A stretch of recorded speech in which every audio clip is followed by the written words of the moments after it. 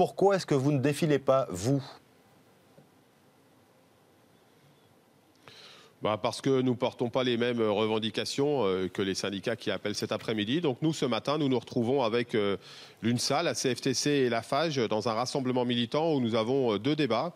Un débat sur les réfugiés et pour condamner aujourd'hui la politique européenne à l'égard des migrants, notamment avec cet accord inique avec la Turquie. Et puis, deuxième débat sur la loi travail pour continuer à nous battre pour améliorer cette loi travail dans le débat parlementaire. Vous regrettez qu'aujourd'hui, ces manifestations prennent à nouveau ce tournant d'une mobilisation contre cette loi El Khomri ?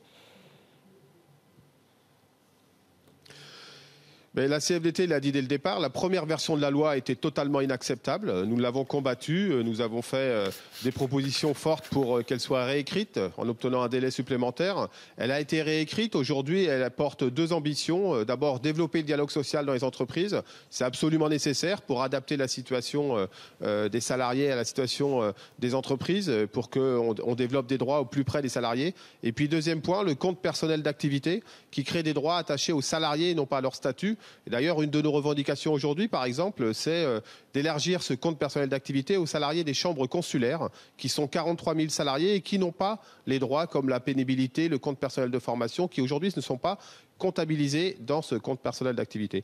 Donc moi, je regrette que, évidemment, à chaque fois, on ne soit pas capable d'être unis syndicalement pour être pour quelque chose.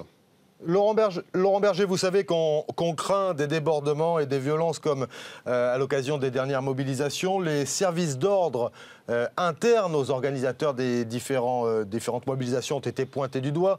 Bernard Cazeneuve exige qu'ils existent, qu'ils soient là, qu'ils fassent leur boulot. Est-ce que vous reconnaissez qu'il y a eu quelques lacunes dans ces services d'ordre internes ou est-ce que la faute est à quelqu'un d'autre ?